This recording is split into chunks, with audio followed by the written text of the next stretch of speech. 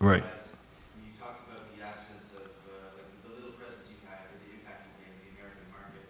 For those of us who don't know your work and want to get into it as a Miller craft, despite the pervasiveness of the influence, is there one work in particular that you felt was most strongly that we could find the traces of your relationship with Miller in your novels?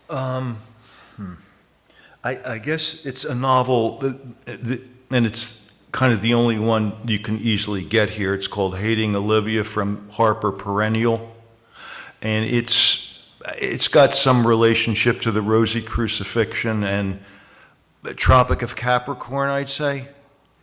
That would be, I mean, the rest, everything else is in another language, so that would be the best one, I think, and easiest to find. Yeah. It just occurred to me when I asked that. It's probably the last thing a novelist wants to hear. How can we find the influence of somebody else in one of your books rather than... I'm sorry, how do I what? Sorry, I just said it just occurred to me that that's probably the last thing a novelist might want to hear. How can we find the traces of somebody else? Oh, I steal from everybody that I can, yeah. Anyone that I can, yes, yeah.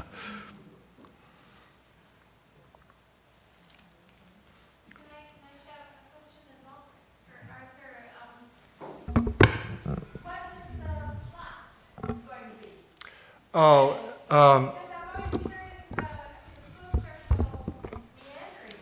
yeah, it's the story. The arc of the story is the creation of Tropic of Cancer.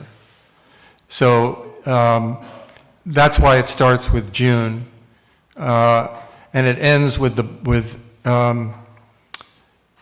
the manuscript being completed, and I think given to through Anais, given to an agent who gets it to Kahane. And then along that arc, the relationships between Miller and June and Anais and the various characters in Tropic of Cancer play out as sort of subplots as Miller is creating this book. And that's where this blur occurs between, are we now in a scene in the book, in the novel, or are we now in a scene of just Miller as he was living in Paris? And I wanted that blur to be continual, so the viewer would never know, whether they were in life or in art. So that was the story, yeah. A question this is partly for Mark and partly for Arthur, is that Mark said something very interesting earlier on, which is that it's, if I'm getting this right, it's hard to adapt an autobiographical novel to dramatize it because so much of it is interior. And that was one of the challenges you faced. And Arthur, I'm wondering if how does that strike you? Would you agree with that? Would you say, is that something you have to deal with as well to some extent? Well, one way that I dealt with it was by using voiceover against, scenes that were described or evocative of what was being said. But, if you think about a film like Jules and Jim, where there's a lot of kind of voiceover going on behind the action that you're seeing, I think you can create, through that mixture, a very strong emotional experience. But I agree with Mark that it's the interiority of an autobiographical work it's a challenge, for sure.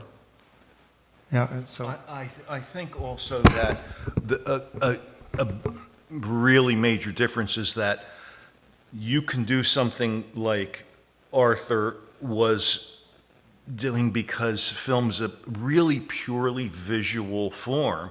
And on stage, you can't do that. It's a dialogue-driven form. And that makes the possibilities in either discipline kind of almost completely different. So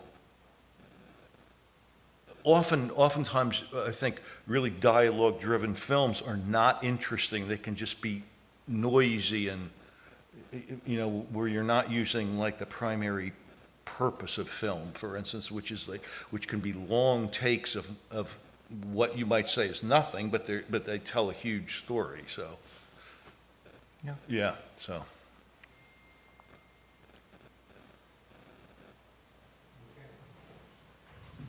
I have one more question. Okay, yeah, go ahead. Forget that. Do any of you to what extent do you think that adapting works like crucifixion or cancer, how necessary would sex have been in it as content? I'm asking this because around the time Kubrick and his producing partner were making Lolita, before they decided on Lolita, they had written to Miller 2 letters asking to option Cancer and Capricorn, and the reason Miller turned them down is because they were going to try to subvert the censors by portraying these stories without sex, or by, winking, doing it in a, obviously, Kubrick, he would have found a way to intimate what was happening off screen, but Miller refused. I think he thought it needed pretty fall depictions of sex that we get in the Chapeau's Quiet Days of Vichy and the cancer applications. I don't know what do you guys think? And what was the question? Whether you I can, lo- Yeah, good question. How necessary, do you think it could have been done with sex in your adaptations of cancer and crucifixion?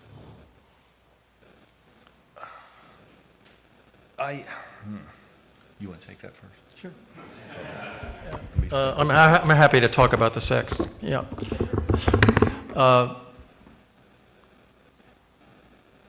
Yeah, I definitely would have the sex scenes. There are sex scenes in the script, but they're handled the way Miller always handles sex in his books, with a kind of sardonic humor and grotesque exaggeration. So they're not titillating. They're not pornographic. They're staged in such a way to make you think about sex rather than just watching it. So I think you can do it. Whether a producer at Paramount would say that was okay, I don't know. I never got the project to that point. But now, there's so much graphic sex in films that even a film like The English Patient, you're shown genitalia, in an actress who's a movie star. Unless they did a body double, which they probably did, but it's pretty expected, I think, now in movies. It's just so hard to think of how you can depict the richness of the Millerian sex scene the way you described it in a film. I can't imagine how you would. And it would have to be the context, right? Well, I'll give you an example of how I did it with one scene where he talks about being in a room with Perlis while Perlis is in bed with a woman, and he's watching the sex. So I had designed that scene so that the only thing that Miller is looking at is their feet.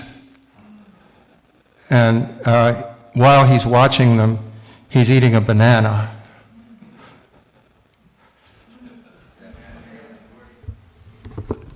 You can have fun with it, is what I'm saying. You can have fun with it. I think it's a lot more unwieldy on stage.